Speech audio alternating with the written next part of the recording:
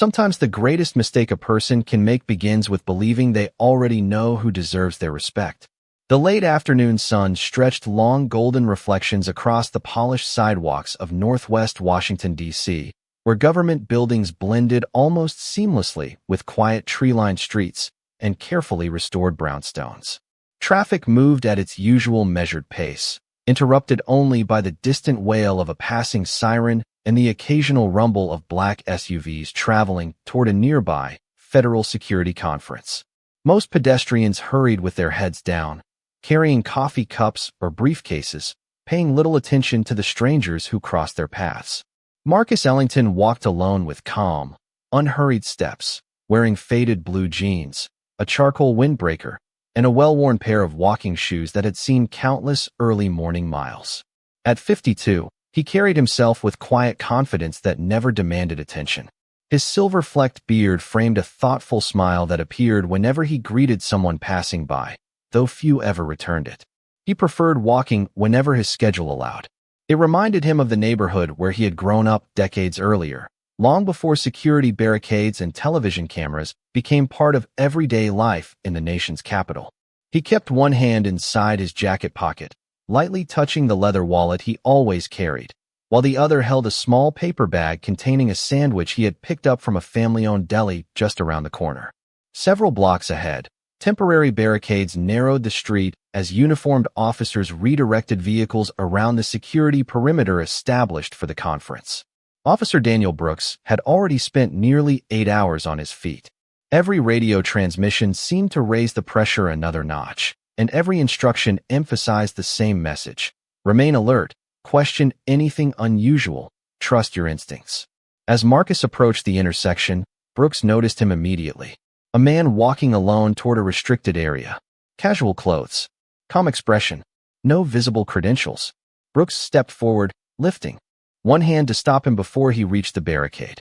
Marcus slowed without hesitation, offering a polite nod. "Good afternoon, officer," he said evenly.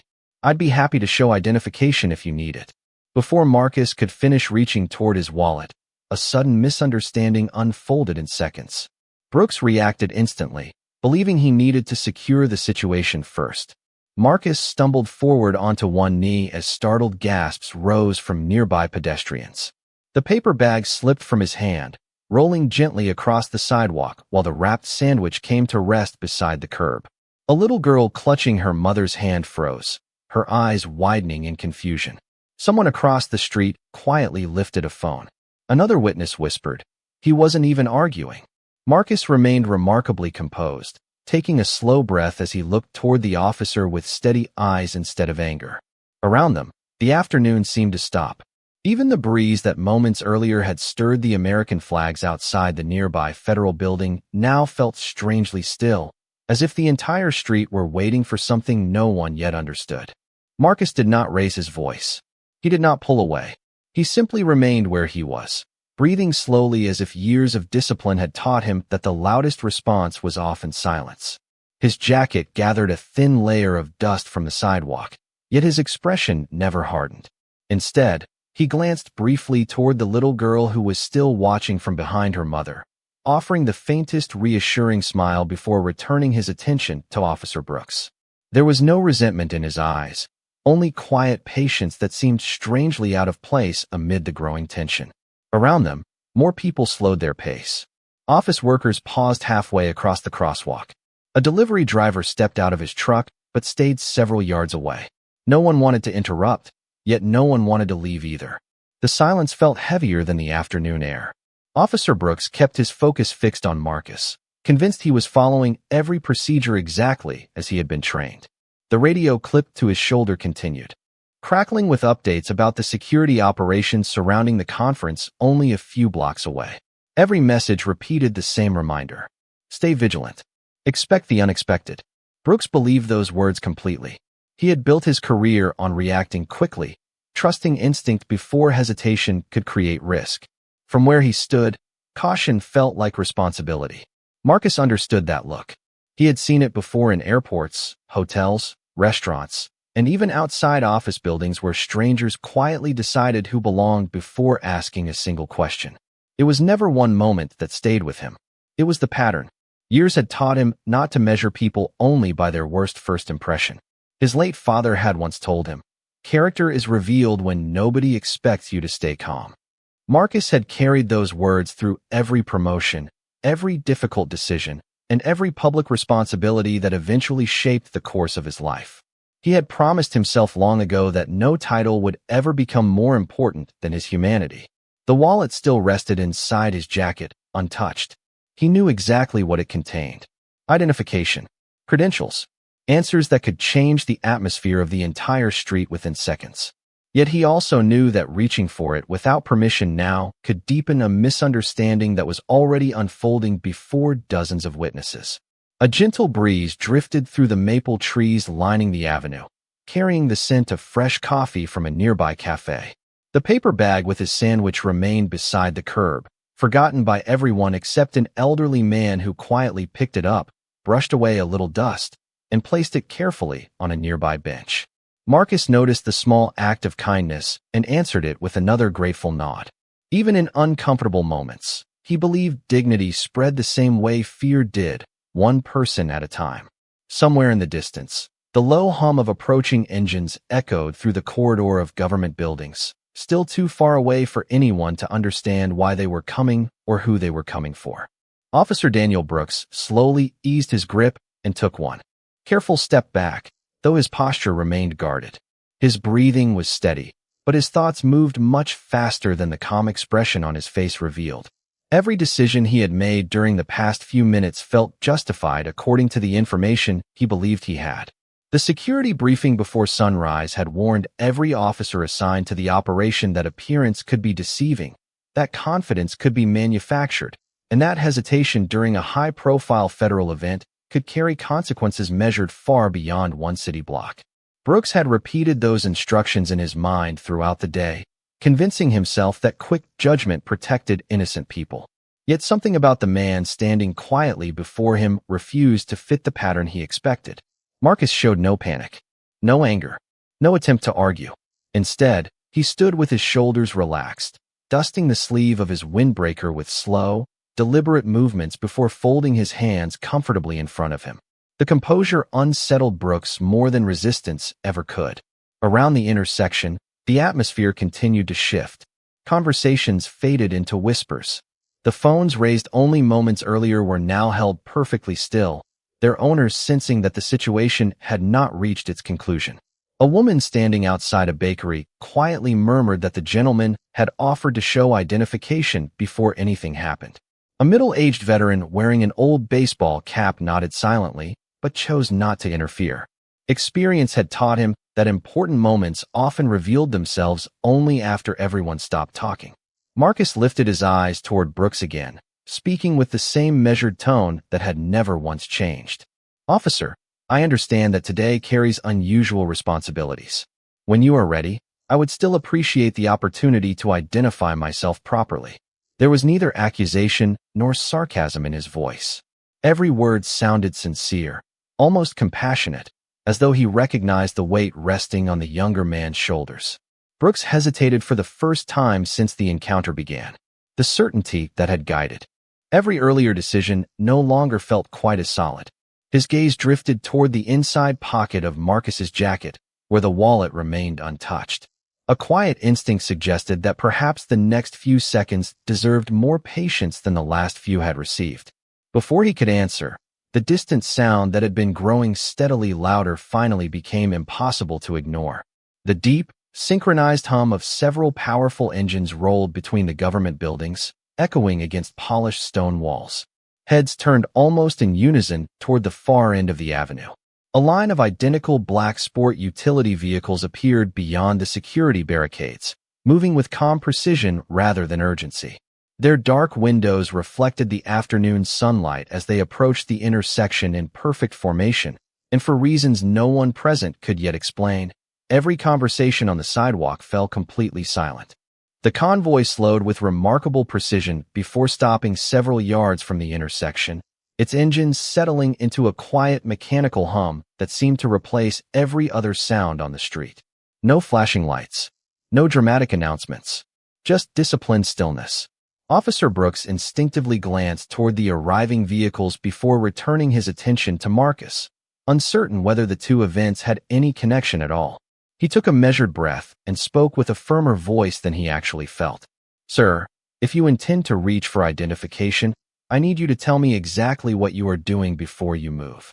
Marcus gave a respectful nod. "Of course, officer. My wallet is inside the left pocket of my jacket. I will move slowly." There was no trace of frustration in his tone.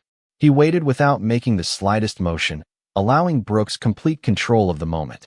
That quiet cooperation made several bystanders exchange puzzled looks. A young attorney standing near the courthouse whispered to his colleague, "He has been calm from the very beginning." Nearby, the elderly man who had rescued Marcus's lunch from the sidewalk folded his arms and watched with thoughtful eyes, as though he sensed that patience was revealing more truth than assumptions ever could. Brooks finally gave a cautious nod. Slowly, he replied. Marcus carefully reached inside his jacket with deliberate movements, never taking his eyes away from the officer. Before he could remove the wallet completely, it slipped gently from his fingers and landed on the pavement with a soft thud. The worn leather folded open as it struck the ground.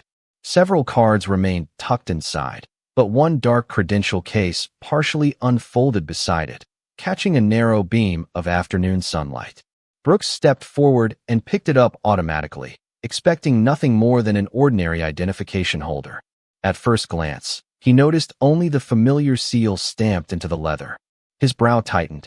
The emblem looked official, though he could not immediately place it.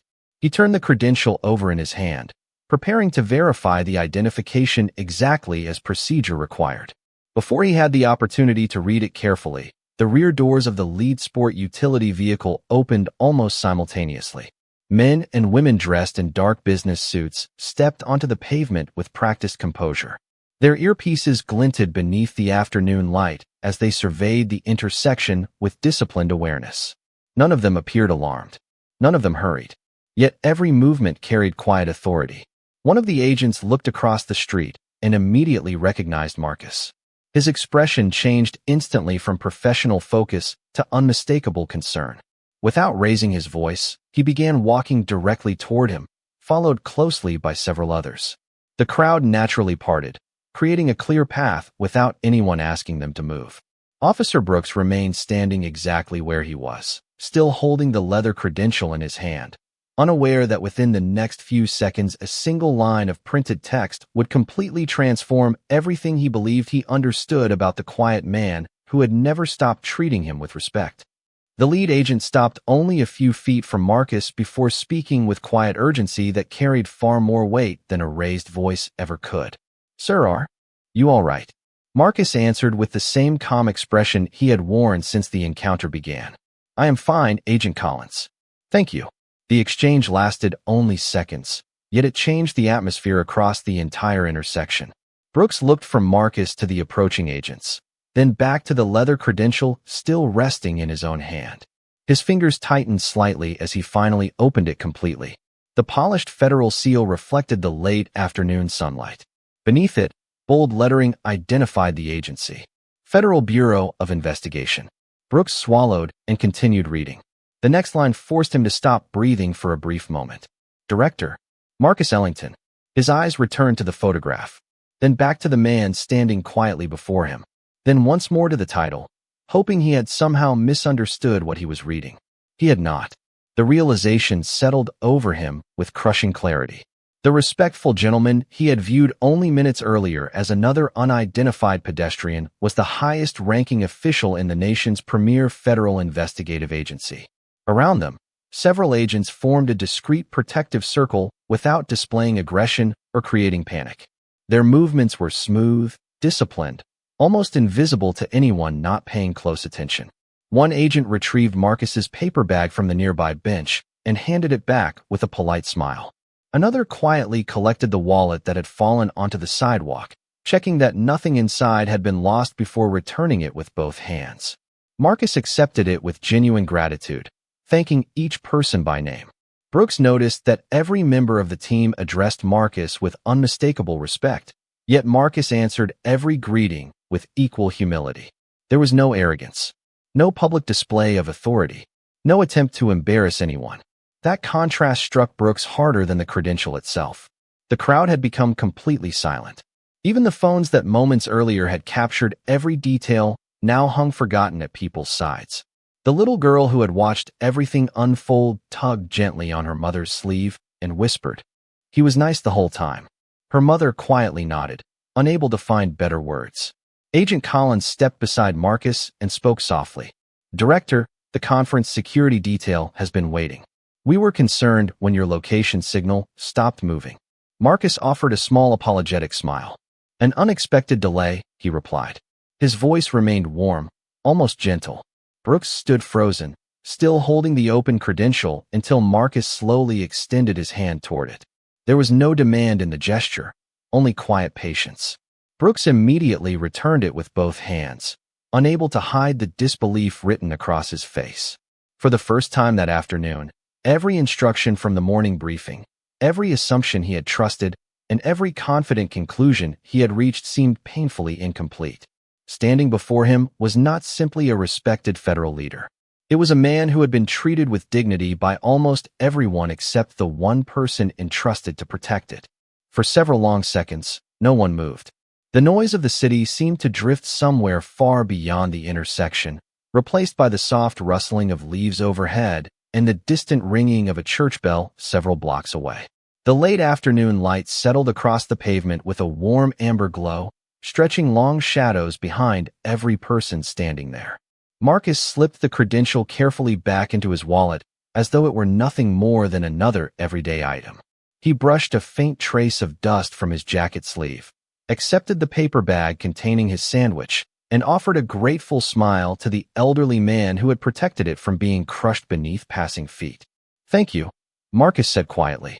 The older gentleman simply nodded, smiling back without realizing that the smallest act of kindness had become the most genuine gesture anyone had offered that afternoon. Agent Collins stepped closer. "Director, the conference can wait if you would like us to address this immediately." Marcus looked across the intersection before answering. His eyes rested briefly on Officer Brooks, who remained completely still, his shoulders no longer carrying the certainty they had only minutes before. Marcus slowly shook his head. "No, there is no emergency here anymore." His calm reply surprised several members of the security detail, but no one questioned it. They had worked with Marcus long enough to recognize that his decisions rarely came from emotion. They came from principle. Brooks lowered his eyes toward the pavement, replaying every second of the encounter in silence. The images repeated themselves with uncomfortable clarity. A polite greeting, a respectful offer to provide identification, a calm voice that never once challenged authority. None of it matched the assumptions he had carried into the moment. He realized that he had remembered every warning from the morning briefing, but forgotten the first lesson he had learned at the police academy years earlier. See the person before judging the situation. That lesson suddenly felt heavier than the badge resting against his own uniform. Around them, the witnesses gradually relaxed. The little girl who had watched everything unfold smiled when Marcus smiled back at her once more. The delivery driver quietly climbed into his truck. Office workers resumed their walks toward nearby metro stations, though many looked back over their shoulders one last time, knowing they had witnessed something far more meaningful than an ordinary security stop. Marcus drew one slow breath, filling his lungs with the cool autumn air before speaking again, almost to himself. The hardest tests rarely happen inside conference rooms. Agent Collins heard the words, but chose not to respond. He understood they were not meant as criticism. They were quiet reflection. Above them, the American flag outside the federal building caught a gentle breeze and unfolded against the blue sky, its fabric moving with steady rhythm. Marcus watched it for a moment before turning toward Officer Brooks once again. There was no anger in his face, no satisfaction. Only the quiet expression of someone who still believed that character was revealed not when power was recognized, but when dignity was offered long before anyone knew who was standing in front of them. Officer Daniel Brooks finally found the strength to lift his eyes. The confident expression that had defined him throughout the afternoon had quietly disappeared, replaced by the unmistakable weight of self-reflection. He took one slow step forward before stopping again, uncertain whether he had earned the right to come any closer. Marcus waited without speaking, giving the younger officer the same patience he had shown from the very beginning. Agent Collins and the rest of the security team remained respectfully behind their director, saying nothing, allowing the moment to belong to the two men standing in the middle of the quiet intersection. Brooks removed his cap, holding it carefully against his chest as he searched for words that refused to come easily. "Sir," he finally said, his voice noticeably softer, "I believed I was protecting people today. Looking back now, I realize I stopped seeing the person in front of me before I ever understood the situation." Marcus listened without interruption. There was no satisfaction in watching another person struggle with regret. He understood better than most that genuine change often began with uncomfortable honesty. Brooks continued after taking another slow breath. "If I had known who you were." Marcus gently raised one hand before the sentence could continue. "That is exactly where you should stop," he replied with quiet kindness. The words surprised everyone nearby. Brooks looked up, confused. Marcus met his eyes with calm sincerity. "The important question is not whether you would have treated me differently if you knew my position. The important question is whether you would have treated any other citizen differently if they had looked exactly like me, but carried no federal credentials at all." The intersection became silent once again. Even the breeze seemed to pause between the buildings. Brooks opened his mouth to answer, but no words came. Deep inside, he already knew the truth. Marcus continued speaking, never raising his voice. A badge should never be the reason someone receives dignity. Respect cannot depend on a title, a uniform, a paycheck, or the color of someone's skin.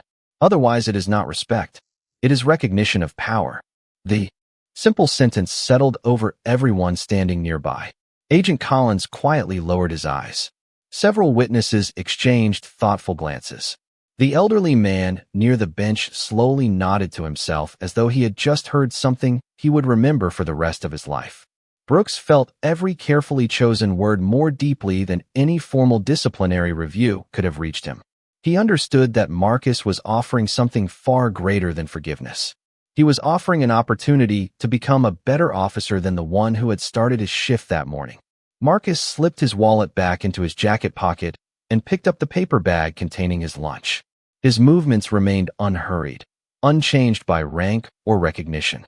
Looking at Brooks one final time, he offered a small, genuine smile that carried neither judgment nor triumph. It was simply the expression of a man who still believed that the strongest authority any person could possess was the ability to answer misunderstanding with wisdom instead of humiliation. Marcus glanced briefly toward Agent Collins before speaking in the calm, measured voice that had earned the trust of countless people over the course of his career. "There will be no special treatment today," he said. "No one is to detain anyone. No one is to raise their voice. And no one is to confuse accountability with revenge." Every member of the security detail acknowledged the instruction with a quiet nod. They had expected him to request reports, supervisors, or immediate intervention. Instead, they witnessed the same restraint that had defined every moment since they arrived. Marcus turned toward Officer Brooks once more. "Your body camera remained active during our entire interaction, correct?" Brooks nodded slowly. "Yes, sir." "Good," Marcus replied. "Leave it exactly as it is. Preserve the recording according to department policy. It deserves to be reviewed honestly, from beginning to end." Brooks swallowed hard. He understood immediately that Marcus was not trying to hide what had happened, nor was he trying to make an example of anyone in front of a crowd. He simply wanted the truth to remain untouched. "There will be an independent review," Marcus continued. "Not because I hold this position, but because every citizen deserves confidence that public trust is protected by transparency." Those words settled over the intersection with quiet authority. They sounded less like instructions and more like principles that had guided Marcus long before he ever carried a federal credential. Brooks lowered his head for a moment before answering. "I understand, sir. Whatever the review concludes, I will accept it." Marcus studied him carefully. The fear that had appeared moments earlier had slowly given way to something far more meaningful. Humility. It could not erase a mistake, but it could become the beginning of wisdom. Marcus offered a faint smile. "Learn from today," he said.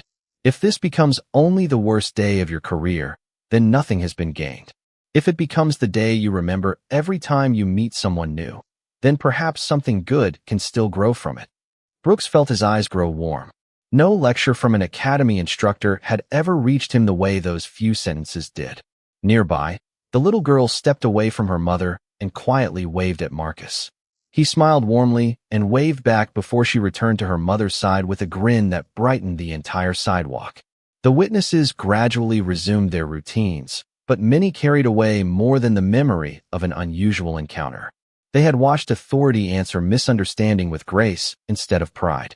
Agent Collins opened the rear door of the waiting sport utility vehicle, but Marcus paused one last time beside Brooks. Extending his hand, he said simply, "Take care of the next person before you know their story."